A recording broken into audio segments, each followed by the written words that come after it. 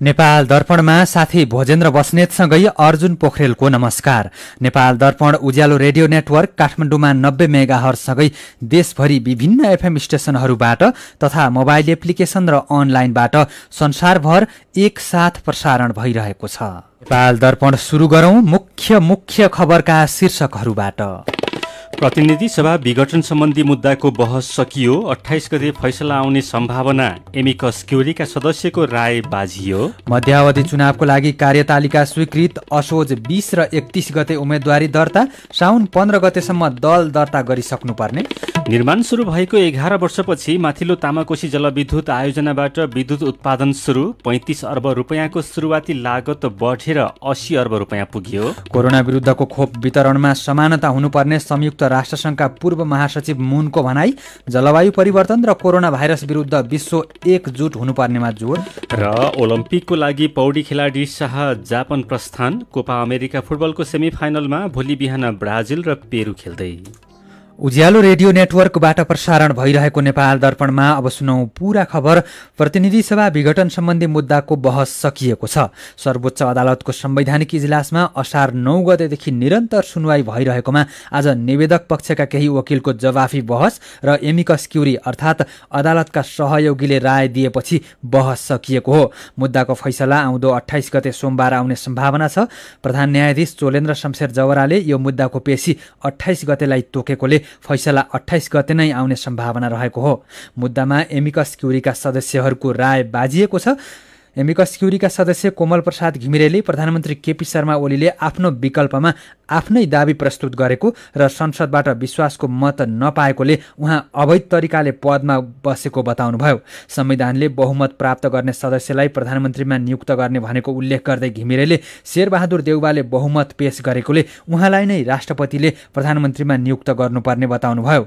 अर्का सदस्य राघवलाल वैद्यले राष्ट्रपति विद्यादेवी भण्डारीले केपी शर्मा ओलीलाई वैशाख 30 गते प्रधानमन्त्रीमा नियुक्त गर्ने कार्य नै असंवैधानिक रहेको दावी गर्नुभयो। तर एमिकस क्युरीकै अर्का सदस्य उषा पाठकले भने प्रधानमन्त्री नियुक्त गर्ने मामिलामा सांसदहरूले स्वतन्त्र निर्णय गर्न नसक्ने भन्दै दलीय व्हिपका आधारमा सांसदहरूको निर्णय मान्य हुने बताउनुभयो। पाठकले प्रतिनिधि सभा विघटन सदर गरेर चुनावमा नै जानु उत्तम विकल्प भएको दावी गर्नुभयो।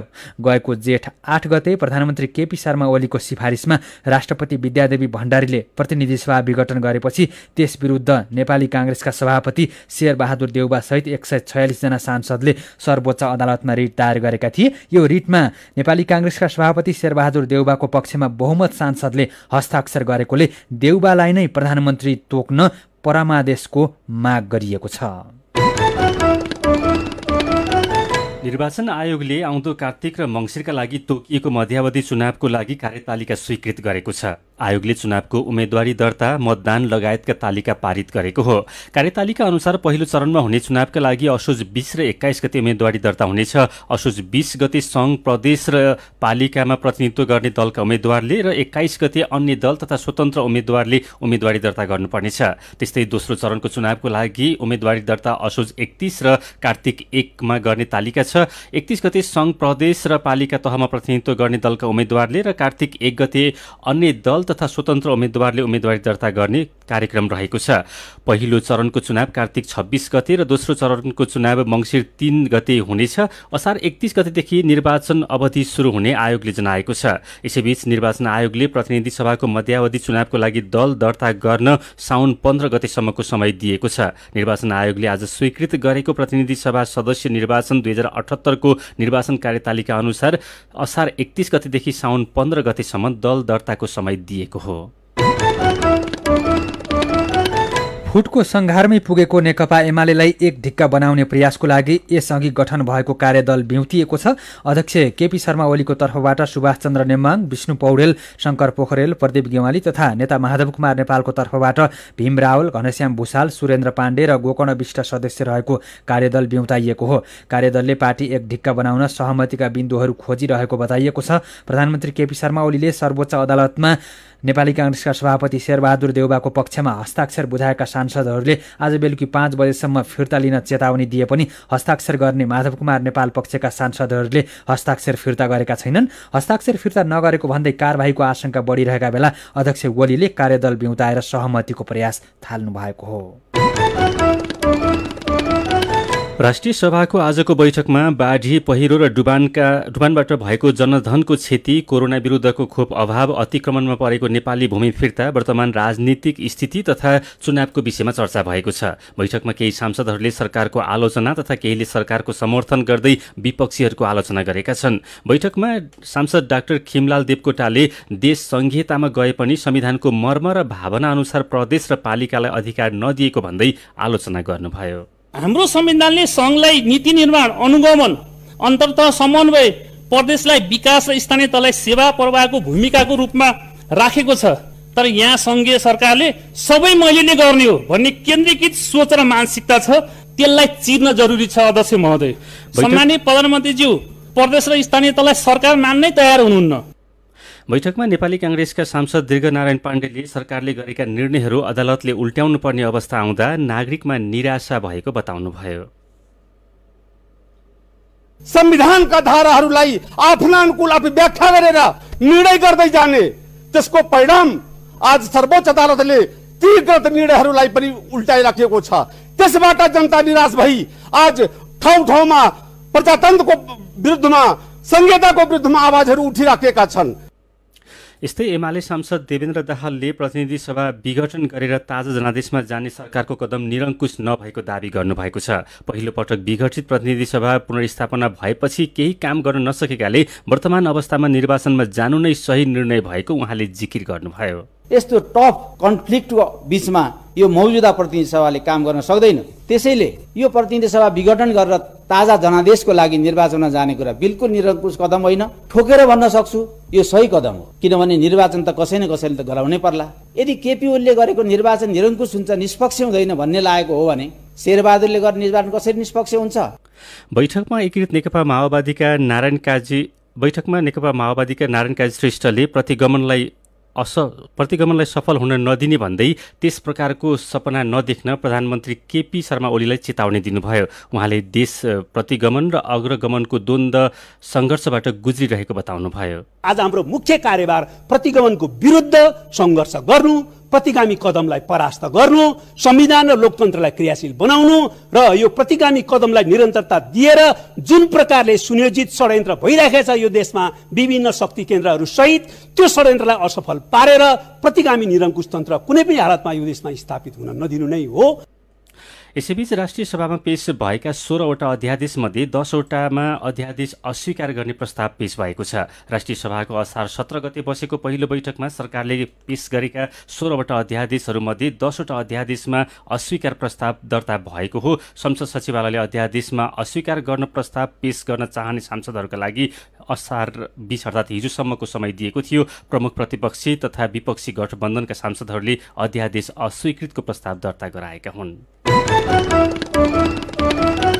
राष्ट्रिय गौरवको आयोजना माथिल्लो तामाकोशी जलविद्युत आयोजनाबाट बिजुली उत्पादन सुरु भएको छ। स्वदेशी लगानीकै देशकै सबैभन्दा ठूलो आयोजनाको प्रधानमन्त्री केपी शर्मा ओलीले बालुवाटारबाट स्विच थिचेर उद्घाटन गर्नुभएको हो। कुल 456 मेगावाट क्षमताको आयोजनाले आजदेखि पहिलो युनिटबाट 76 मेगावाट विद्युत उत्पादन थालेको छ। आयोजनामा 6वटा युनिट रहेका छन्। 5 वर्षमा निर्माण सम्पन्न गर्ने लक्ष्यका साथ 2068 सालमा उद्घाटन भएको आयोजना 11 वर्षपछि सम्पन्न भएको हो। प्राकृतिक विपद तथा अन्य कारणले गर्दा आयोजनामा ढिलाइ हुन पुगेको हो। आज एउटा युनिट सञ्चालनमा आएको छ भने अन्य 5वटा युनिट क्रमशः सञ्चालनमा ल्याउने तयारी छ। आयोजनाबाट उत्पादित विद्युत दोलखाको गोङ्गरदेखि खिम्तीसम्मको कुल 47.2 किलोमिटर लामो 220 केभी क्षमताको प्रसारण लाइन मार्फत राष्ट्रिय प्रसारण लाइनमा जोडिएको छ। आयोजनाले अस्ति शनिबार मात्रै ढल्केबरदेखि न्यू खिम्ती सब स्टेसन बीचको लाइन चार्ज गरेको थियो। आयोजनाको सुरुवाती लागत 35 अर्ब रुपियाँ रहेको भए पनि अमेरिकी डलरको मूल्यमा आएको उतार चढाव, ब्याज, प्राकृतिक विपत्तिका कारण आयोजनामा ढिलाइ लगायतका कारण बढेर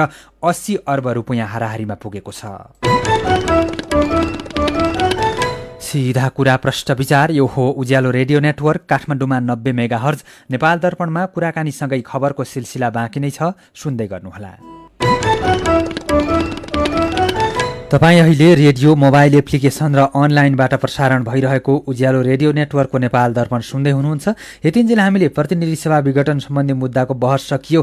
28 गते फैसला आउने सम्भावना, मध्यावधि चुनावको लागि कार्यतालिका तयार, निर्माण सुरु भएको 11 वर्षपछि माथिल्लो तामाकोशी जलविद्युत आयोजनाबाट बिजुली उत्पादन सुरु लगायतका खबर प्रस्तुत गर्यौं। अब बाँकी प्रसङ्ग। जिता नदीको बाढीले सप्तरीमा झण्डै 200 घर डुबानमा परेका छन्। जिता धारबाट अचानक बाढी आउँदा राजविराज नगरपालिका वडा नम्बर 10 कदमाहा टोलका झण्डै 200 घर परिवार डुबानमा परेका हुन्। वडा अध्यक्ष सुशील दासका अनुसार आज बिहानदेखि बाढीले बस्ती पुरै डुबानमा परेको छ। घर घरमा झण्डै 4-5 फिटसम्म पानी जमेको छ। भत्किएको जिता धार निर्माणका लागि कामदार खटिसकेको तथा बाढी पीडितहरूको उद्धार तथा राहतका लागि पहल भइरहेको राजविराज नगरपालिकाका मेयर शम्भु यादवले जानकारी दिनुभयो। मनसुन सुरु हुनु अघि सडक विभागले मनसुनको समयमा बन्द हुने सडक केही बेरमै खुलाउने गरी तयारी गरिएको जानकारी दिएको थियो। विभागले 195 वटा हेभी इक्विपमेन्ट पनि ठाउँ ठाउँमा राखेको दावी गरेको थियो। तर अहिले कतिपय सडक तथा राजमार्गहरू लामो समयदेखि बन्द अवस्थामा छन्। पहाडी क्षेत्रका सडक मात्रै होइन, राष्ट्रिय राजमार्गको यात्रा पनि बाढी पहिरोका कारण कष्टकर बनेको छ। पहिरो पन्छ्याउन नसक्दा काठमाडौँबाट बुटवल पुग्नै 2-3 दिन लाग्ने अवस्था छ। साथी राधा ढुङ्गानाले सडक विभागका प्रवक्ता शिवप्रसाद नेपाललाई बन्द रहेका सडक खुलाउन के समस्या भएको हो भनेर सोध्नु भएको छ। 101 ठाउँ जतिमा हाम्रा राजमार्गहरू अवरुद्ध भएको थिए। त्यो मध्ये अहिले आजको दिनसम्म चाहिँ 13 ठाउँमा अवरुद्ध छन् होइन। 7 ठाउँ जति चाहिँ हाम्रो बेसी तामे सडककै खण्ड हो। त्यसै गरी 2 ठाउँमा हाम्रो कोदारी राजमार्गको अनि रसुवामा र कान्ति राजपथमा के अवरुद्ध भएको अवस्था छ। अन्य राजमार्गहरू चाहिँ कम्तीमा एकतर्फी रूपमा भए पनि चलिरहेका छन् र नयाँ ट्र्याकै निर्माण गर्नुपर्ने भएको कारणले चाहिँ मनाङको सडक खुल्न चाहिँ अझै थप केही समय लाग्ने देखिन्छ। अनि कोदारी राजमार्गको लिपिङ पुल नजिकै भएको यो खण्डमा चाहिँ भोटिकोसीले तलबाट काटिरहेको र माथिपट्टि गाउँ भएको कारणले हामीले त्यो अलिकति मौसममा सुधार नहुँदासम्म गर्न नसक्ने अवस्था छ। हालाकि त्यहाँ प्रयत्नहरू चाहिँ गरिराख्नु भएको छ र अन्य ठाउँको सडकहरू चाहिँ केही समय ढिलो भए पनि खोल्न सकिने अवस्थामा छन् र अन्य राजमार्गहरू चाहिँ हामीले सम्भवतः 1 दिनभित्रै 4-5 घण्टामै पनि खोलिरहेको छ। त्यसैले हामी अब हाम्रो तयारी अनुरूप नै हाम्रो मेसिन इक्विपमेन्टहरू प्राविधिकहरू प्रयोग गरेर यातायात चालु गर्ने कुरामा चाहिँ हामी सजग छौँ, गरिराखेका छौँ। होइन, तर तपाईँहरूले भन्नु त भएको थियो पूर्ण रूपमा तयारी अवस्थामा छौँ, त्यस्तो खाले अप्ठ्यारो केही पनि हुँदैन, यदि बन्द भइहाल्यो भने हामी तत्काल खुलाउँछौँ भन्ने खालको तपाईँहरूको छिटो प्रतिबद्धता आएको थियो। त्यो अनुसार त अहिले हामीले गर्न नसकेको त हो नि, होइन? यस्तो छ, अब हामीले विगतको अनुभवलाई हेरेर चाहिँ खुलाउँछौँ भनेको हो होइन। तर अब मर्स्याङदीको केसमा मर्स्याङदी नदीले काटेको ठाउँमा चाहिँ अब हामी मात्रै होइन, नेपालमा भएका अन्य विभिन्न निकायहरूको जोडबलले पनि खुलाउन नसकेको अवस्था छ। पुरै नयाँ सडकै निर्माण गर्नुपर्ने, त्यो पनि फुट गराएर गर्नुपर्ने कारणले नसकेको अवस्था छ। हामी चाहिँ अब पहिरो आउँछ अथवा कुनै ठाउँमा सडक बगाएको खण्डमा हामी पुनर्स्थापना गर्नको लागि चाहिँ तयारी अवस्थामा छौँ भनेको हो। तर जुनसुकै परिस्थिति आए पनि मेलम्चीको जस्तो परिस्थिति सिर्जना भएको खण्डमा तपाईँले भन्नुभएको थियो गर्न सक्नु भएन भन्ने चाहिँ अलि अनुपयुक्त हुन्छ होला। जनशक्ति अभाव, इक्विपमेन्टहरू अभावको स्थिति छ कि छैन? यस्तो मेजर हाइवेहरू नारायणगञ्ज मुगलिन अथवा हाम्रो नौबिसे मुगलिन जस्तो सडकमा चाहिँ इक्विपमेन्टको अभाव खासै छैन।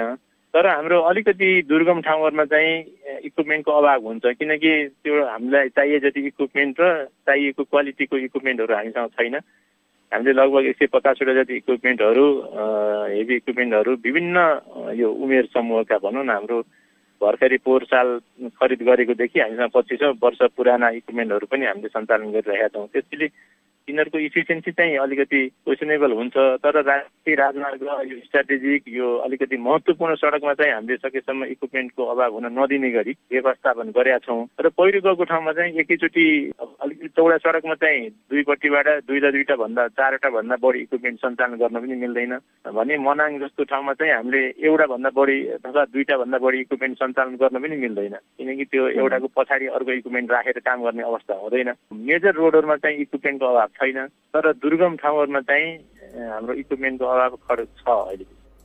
उहाँ हुनुहुन्थ्यो सडक विभागका प्रवक्ता शिवप्रसाद नेपाल। यसैबीच चितवनमा सुजिता भण्डारी मृत्युको सत्य तथ्य पत्ता लगाउन माग गर्दै स्थानीय बासिन्दाले बन्द गरेको सडक अझै खुलेको छैन। दिउँसो बसेको सर्वपक्षीय बैठकमा पोस्टमार्टम रिपोर्टबाट मृत्युको कारण खोल्ने भएकोले त्यसका लागि सहयोग गर्ने सहमति भएको थियो, तर पीडित पक्षले 24 घण्टाभित्र दोषी पत्ता लगाएर कारबाही गर्ने लिखित प्रतिबद्धता नआएसम्म सुजिताको शव नबुझ्ने र सडक अवरुद्ध पार्ने अडान राखेका छन्। सडक खुलाउनका लागि प्रयास भइरहेको प्रमुख जिल्ला अधिकारी प्रेमलाल लामिछानेले जानकारी दिनुभयो। राप्ती नगरपालिका वडा नम्बर 3 बाट 9 दिन अघि हराएकी 22 वर्षकी सुजिता भण्डारीको हिजो जंगलमा शव भेटिएको थियो।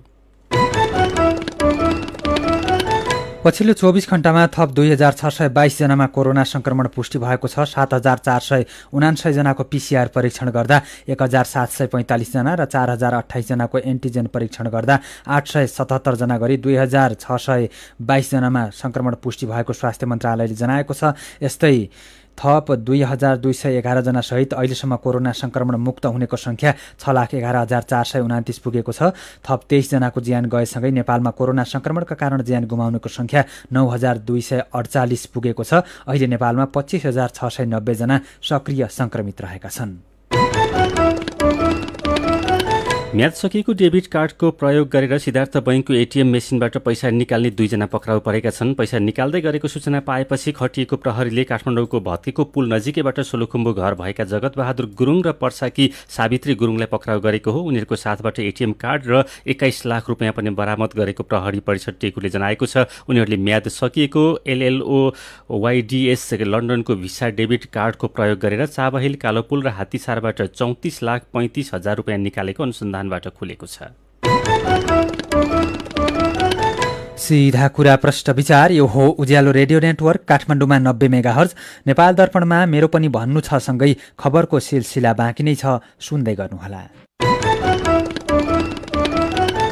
विभिन्न रेडियो स्टेशनबाट मेचीदेखि महाकालीसम्म र मोबाइल एप्लिकेशन तथा अनलाइनबाट संसारभरि एकसाथ प्रसारण भइरहेको नेपाल दर्पणमा तपाईंलाई फेरि स्वागत छ। अब बाँकी खबर। नेपाली सेनाले नेपाल प्रहरीलाई आधुनिक हतियार सहयोग गरेको छ। सैनिक मुख्यालयमा भएको कार्यक्रममा प्रधान सेनापति पूर्णचन्द्र थापाले प्रहरी महानिरीक्षक शैलेश थापा छेत्रीलाई हतियार र सम्बद्ध सामग्री हस्तान्तरण गर्नुभयो। नेपाल प्रहरीलाई तालिम, विशिष्ट र अति विशिष्ट व्यक्तिको सुरक्षा, कार्यालय सुरक्षा तथा ठूला कार्यक्रमहरू सञ्चालनको जिम्मा दिने सरकारको निर्णयअनुसार नेपाली सेनाले कुनै पनि मूल्य नलिई विभिन्न प्रकारका राइफल र मेसिन गनहरू उपलब्ध गराएको हो। बागमती प्रदेशसभाको बैठक आज पनि स्थगित भएको छ। बैठक सुरु हुनसाथ विपक्षी दलका सांसदहरूले उभिएर विरोध जनाएपछि सभामुख सानुकुमार श्रेष्ठले अर्को सूचना जारी नभएसम्मको लागि प्रदेशसभाको बैठक स्थगित गर्नुभएको हो। नेकपा माओवादी केन्द्रकी स्थायी समिति सदस्य पम्फा भुसाललाई मातृशोक परेको छ। भुसालकी आमा इन्द्रकलाको आज बिहान 93 वर्षको उमेरमा आफ्नै निवास ललितपुरमा निधन भएको हो। काभ्रेको पनौती नगर विश्व सम्पदा सूचीमा सूचीकृत हुने भएको छ। संयुक्त राष्ट्रसङ्घको शैक्षिक, वैज्ञानिक तथा सांस्कृतिक संगठन युनेस्कोले 25 वर्ष अघि नै पनौतीलाई विश्व सम्पदा सूचीमा सूचीकृत गर्न प्रस्ताव गरेको थियो। सिन्धुपाल्चोकको 12 विषय नगरपालिकाले बाढी र पहिरोको उच्च जोखिममा रहेका क्षेत्रको भौगर्भिक अध्ययन सुरु गरेको छ। नगरपालिकाले हिजो ओडामा गरेको छलफलबाट यस्तो निर्णय गरेको हो। काठमाडौँ महानगरपालिकाले मनसुनजन्य विपदका व्यवस्थापनको लागि तयारी अवस्थामा रहेको जनाएको छ। काठमाडौँ महानगरपालिकाको विपद व्यवस्थापन विभागका प्रमुख रविमान श्रेष्ठले बाढी घरभित्र पसेमा सरसफाई गर्ने लगायतका कामको लागि पनि तयार रहेको जानकारी दिनुभयो। धोबी खोला, बल्खु खोला, बागमती, विष्णुमती नदीका किनारहरूमा डुबान हुने कुरालाई ध्यानमा दिँदै त्यहाँ विपद प्रतिकार्यका काम सुरु गरिएको पनि उहाँले जानकारी दिनुभयो। पहिरोका कारण खोटाङको बिजुले रावाबेसी ऐसेलखर्क सडक बन्द भएको छ। अविरल वर्षाका कारण ठाउँ ठाउँमा पहिरो खस्दा बिजुले रावाबेसी ऐसेलखर्क सडक बन्द भएको हो। रावाबेसी गाउँपालिका हुँदै ऐसेलखर्क पुग्ने सडक बनखा हुँदै ओहोर दोहोर गर्ने बिरामी सयभन्दा बढी मारमा परेका छन्। ढुवानीका सामान बाटोमा अलपत्र परेका छन्। शेयर बजार परिसूचक नेप्से आज पनि घटेको छ। व्यापार, उत्पादन, म्युचुअल फन्ड, अन्य र लगानी समूहको बाहेक सबै समूहको शेयर घटेपछि नेप्से 11.78 अङ्कले घटेर 2822.73 बिन्दुमा झरेको छ। केही हप्ता अघि दैनिक 20 अर्ब रुपियाँ हाराहारीको कारोबार हुनेमा अहिले कारोबार रकम पनि ओह्रालो लागेको छ। आज 224 कम्पनीका 1 करोड 63 लाख किता शेयर 4 अर्ब 82 करोड रुपियाँमा किनबेच भएका छन्। मेरो पनि भन्नु छ। भोलिदेखि काठमाडौँ उपत्यकामा सबै सार्वजनिक गाडी सञ्चालन हुँदैछन्। सार्वजनिक गाडीमा यात्रा गर्दा अपनाउनु पर्ने सावधानीको विषयमा तपाईले व्यक्त गर्नुभएका विचार, प्रतिक्रिया र टिप्पणीलाई आजको मेरो पनि भन्नु छमा समेटेका छौं। विकास मुखिया भन्नुहुन्छ, सकेसम्म त सार्वजनिक गाडीमा यात्रा नै नगरौं, गर्नै पर्ने भएमा स्वास्थ्य मापदण्डको पूर्ण रूपमा पालना गरौं। रमेश खतिवड़ालाई चाहिँ सार्वजनिक गाडी सञ्चालन गर्ने बेला अझै भएको छैन भन्ने लाग्छ। उहाँ लेख्नुहुन्छ, यति छिटो गाडी नखुलाएको भए राम्रो हुन्थ्यो। यात्रु चालक र सहचालक कसैले पनि पूर्ण रूपमा स्वास्थ्य मापदण्डको पालना गर्दैनन्। आफैले समस्या नभोगी चेताउने भए पो। सत्य शिरीष जोशीको प्रतिक्रिया छ, कोरोना फैलिन नदिनका लागि गाडी मालिक र चालक तथा सहचालक नै बढी जिम्मेवार हुनुपर्छ। सीट क्षमता भन्दा धेरै यात्रु बोक्नु भएन। गाडीमा मान्छे धेरै राखेमा यात्रुले सावधानी अपनाउँछु भन्दा पनि सम्भव नहुन सक्छ। कपिल गेवाली सुझाव दिनुहुन्छ, अनिवार्य रूपमा मास्कको प्रयोग गरौं, बेला बेला बस सफा गरौं, बिरामी र कोरोनाको शंका लागेकाहरूले यात्रा नगरौं। राम राणा लेख्नुहुन्छ, सार्वजनिक गाडीहरूमा अलि धेरै निगरानी गर्नुपर्छ। स्वास्थ्य मापदण्डको पालना नगर्ने यात्रु, चालक र सहचालकलाई कारबाही गर्नुपर्छ। अनि खतिवड़ा ज्योतिको प्रतिक्रिया छ, गाडी चढ्दा खुद्रा पैसा लिएर चढ्ने गरौं, एक अर्कालाई शंकाको दृष्टिले हेरौं, पूर्ण रूपमा स्वास्थ्य मापदण्डको पालना गरौं। विचारका लागि तपाईलाई धन्यवाद। मेरो पनि भन्नु छ।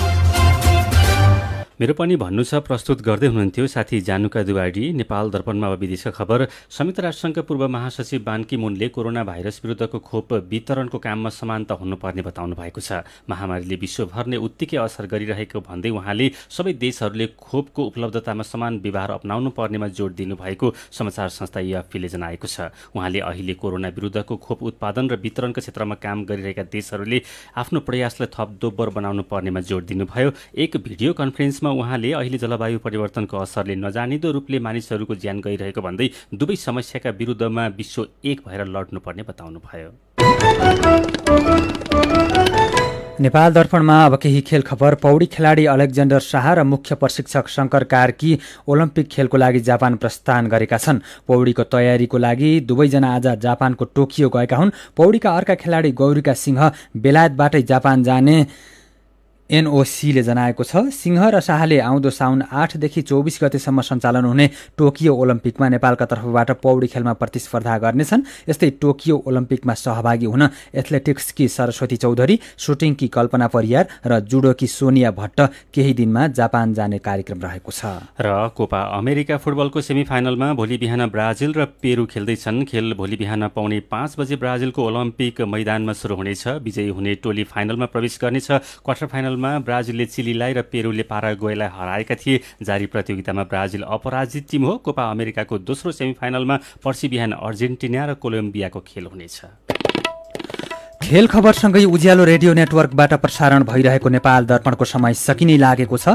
बिदा हुनु अघि आजका मुख्य खबरका शीर्षकहरू फेरि एकपटक। प्रतिनिधि सभा विघटन सम्बन्धी मुद्दाको बहस सकियो। 28 गते फैसला आउने सम्भावना। एमिकस क्युरीका सदस्यको राय बाजियो। मध्यावधि चुनावको लागि कार्यतालिका स्वीकृत। असोज 20 र 31 गते उम्मेदवारी दर्ता। साउन 15 गतेसम्म दल दर्ता गरिसक्नुपर्ने। निर्माण सुरु भएको 11 वर्षपछि माथिल्लो तामाकोशी जलविद्युत आयोजनाबाट विद्युत उत्पादन सुरु। 35 अर्ब रुपियाँको सुरुवाती लागत बढेर 80 अर्ब रुपियाँ पुग्यो। कोरोना विरुद्धको खोप वितरणमा समानता हुनुपर्ने संयुक्त राष्ट्रसङ्घका पूर्व महासचिव मुनको भनाई। जलवायु परिवर्तन र कोरोना भाइरस विरुद्ध विश्व एक हुनुपर्नेमा जोड। र ओलम्पिकको लागि पौडी खेलाडी शाह जापान प्रस्थान। कोपा अमेरिका फुटबलको सेमिफाइनलमा भोलि बिहान ब्राजिल र पेरू खेल्दै।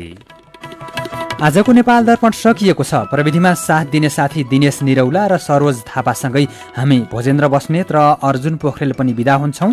कोरोनाको जोखिम कायमै रहेकोले सुत्नु अघि पनि साबुन पानीले मिची 20 सेकेन्डसम्म हात धुन नबिर्सनुहोला। नमस्कार।